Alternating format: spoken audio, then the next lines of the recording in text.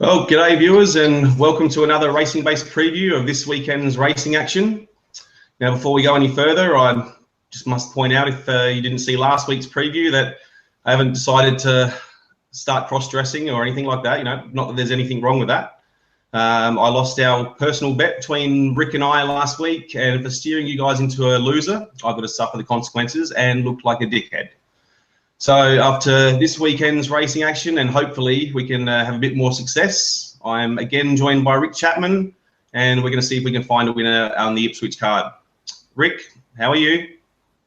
I'm trying desperately not to laugh, but I'm very happy that you've got the balls to fulfil our wager and wear your wife's fascinator. We'll talk about the Eyeliner Stakes in Queensland this Saturday. So may I suggest that the loser of that bet within a bet wear rather thick eyeliner perhaps next week?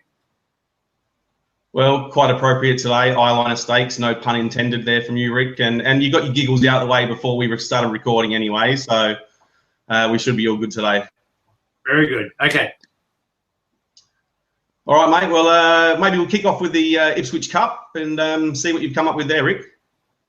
I think after his last performance, Dan Chai will win this race. I know he's accepted for both Sydney and Brisbane, and he could win the Brisbane race, which is an easier race and worth a lot more money than the Sydney race. So I'm going to go with Dan Chai and hope that Chris Waller takes him up there. Outstanding effort last start.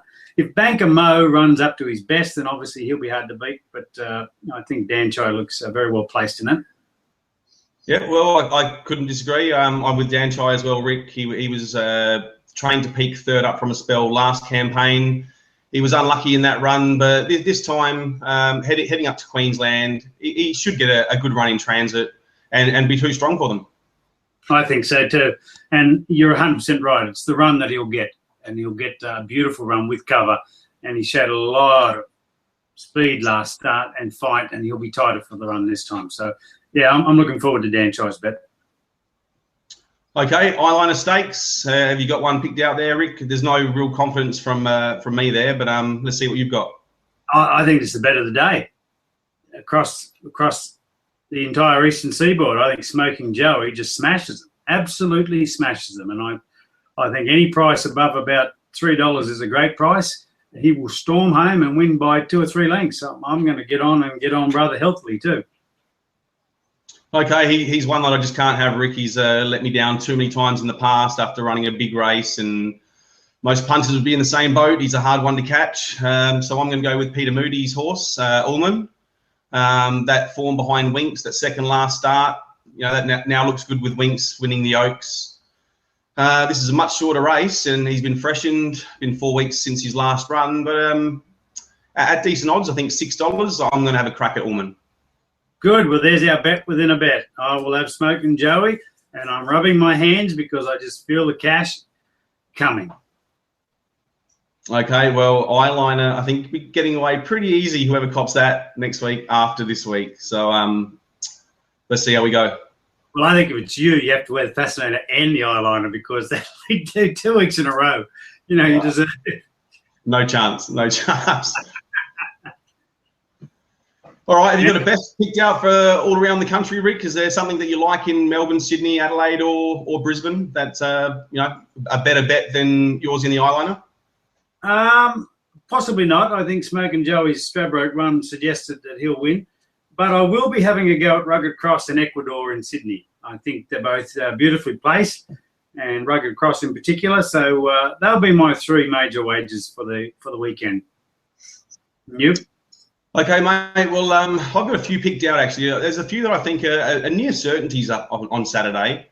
And before we go any further, look, I've looked like a dick already. Like, I'm going to ditch this, so hopefully I can be taken seriously for these tips because I think they are good ones. Very good. Coming up in Flemington, we've got North Rosa for the Mick Price stable. Now, I know the stable have got a massive opinion of this horse. It was too short first up, over 1,200 metres, stepping up to 1,400. I think this thing just wins, especially at Flemington. There's short odds, but the reason that he's so short is it's just such a good horse. She is. Secondly, In Sydney, Rose Hill, I really like 50 Shades of Grey. She ran on Monday, was extremely unlucky. If the stable back up with her and target this Saturday race, she looks perfectly primed. And she always peaks third run up from a spell, which she'll be on Saturday. And at 5.50, she looks a really good bet. Onto Morphettville, there's a cracking race for some sprinters. Classy Jack's attracted most of the attention, but he's struggled with weight in the past, and he'll do that again on Saturday. The one I'm with is Cash is Coming. Gets in really well with the claim, ready to peak. Was most impressive first up last time, and its previous first up record was terrible. So that tells me that this horse has come back better than ever, and can win again on Saturday. And one more for Brisbane punters. This thing in Ipswich, Hidden Pearl, just looks a weighted certainty. Its run was huge last time. It had previously won 3 in a row. Drops from 56 kilos down to 50 and a half under the set weights. Just wins. And as you would normally say, wins for fun. This one will win for fun. Hidden Pearl, a special on Saturday. It's a good few bets you've got going there. I think you like 50 Shades of Grey because you like the book. Yeah, well, partly the book and movie there, Rick. But, you know, I just had to put them all in. I think they're all cracking chances. And, you know, as well as we can always be super confident about horses and they can flop, I'm just going to have an all up on those 4 and back them individually as well, just in case one of them lets me down. But, yeah, I'm really confident with those 4. Oh, good. There is one at Newcastle that I like too. It came from the trials about 2 months ago. One of Mick Moroney's horses, the Bunster. I think he'll get the prize up in Newcastle as well. But it's a wonderful thing to have so many races on a Saturday, and you're tempted to have a bet and everything. But really, if you're going to make money and your return on investment, you should limit it to about 5 bets all day, and then just let it go and enjoy the football later that night. So anyway, there are our bets, and I'm looking forward to us all collecting and seeing how you look next week. Yeah, the eyeliner is going to be a catchy one, Rick. So, like I said, no real confidence in that race for me.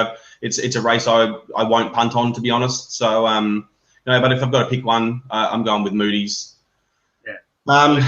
Well, hopefully we've steered the punters into a few winners anyway. And as I said, my 4 that I gave, I think, are specials. So get on those and have a nice collect for Saturday. Yeah, very good. And remember, everybody, punting is easy. Have fun doing it. Punting's easy except for last week. I learned that lesson. Good on you.